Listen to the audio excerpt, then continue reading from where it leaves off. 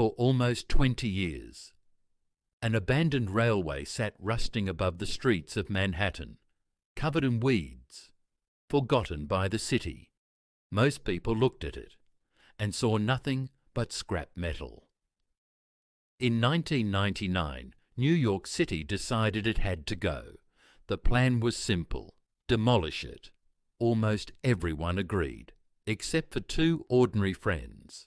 They weren't architects, they weren't politicians, they weren't billionaires, but they were about to save one of New York's greatest landmarks.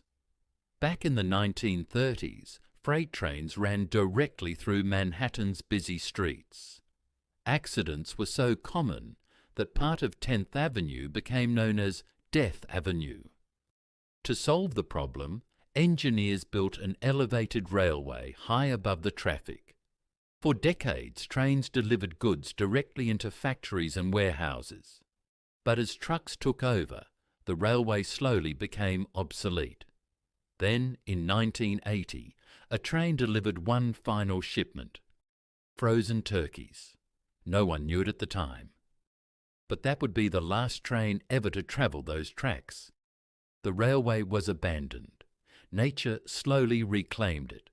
Wild grasses, flowers, and even small trees began growing between the rails.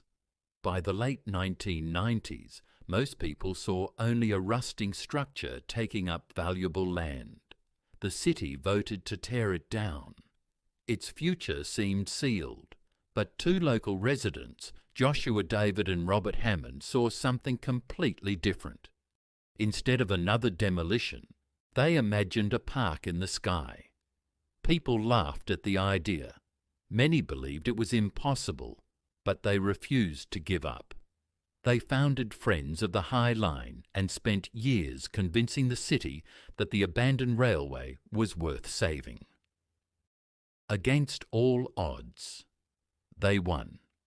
Today, the High Line stretches through Manhattan as one of the most famous urban parks in the world. Millions of visitors walk the very tracks where freight trains once carried cargo. What was once considered an eyesore has become one of New York City's greatest attractions. And it all happened because two ordinary people refused to let history disappear. Sometimes, the biggest changes don't begin with governments or billionaires.